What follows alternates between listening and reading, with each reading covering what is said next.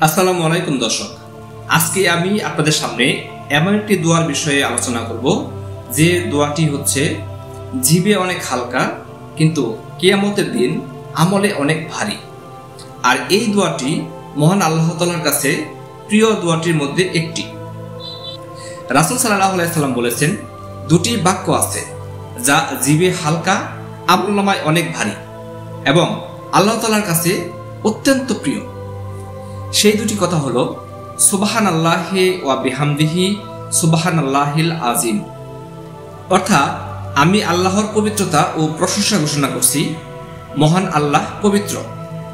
এই ছোট্ট বাক্য দুটির অনেক ফজিলত রয়েছে। প্রথমত, যে ব্যক্তি প্রতিদিন এই দোয়াটি 100 বার পাঠ করবে তার জীবনের সমস্ত গুনাহকে মাফ করে দেওয়া হবে, যদি তা সমুদ্রের ফেনার মতো হয়ে থাকে। দ্বিতীয়ত, এই দোয়াটি প্রতিবার পাঠ করলে জান্নাতে একটি খেজুর গাছ রোপণ করা হয়। ভাবুন তো, আপনি প্রতিদিন যতবার এই দোয়াটি পাঠ করবেন জান্নাতে ঠিক ততবার একটি করে খেজুর গাছ আপনার জন্য রোপণ করা হবে। তাহলে কেমন হবে? তৃতীয়ত, এই দুটি বাক্য আমলনামায় অনেক ভারী, উচ্চারণে সহজ এবং আল্লাহ তাআলার কাছে অত্যন্ত প্রিয়। প্রিয় দিনী ভাই ও বোনেরা, আমরা প্রত্যেক দিন হেলাই ফেলাই অহেতুক কথাবার্তা বলে ঘন্টার পর ঘন্টা সময় অপচয় করি। আমরা সেই সময় থেকে কিছু সময় বাঁচিয়ে যদি এই মূল্যবান দুটি বাক্য আমল করি তাহলে আমাদের জীবনের সমস্ত গুনাহগুলোকে আমরা মাফ করে নিতে পারি।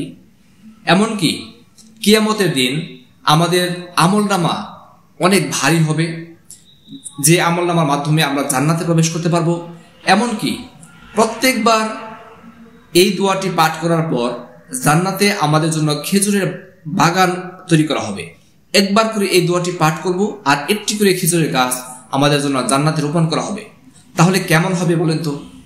চলুন আজ থেকেই এই মূল্যবান দোয়াটি আমরা আমল করতে শুরু করি, যাতে করে কিয়ামতের দিন আমরা এই মহামূল্যবান উপহার আল্লাহর কাছ থেকে নিতে পারি।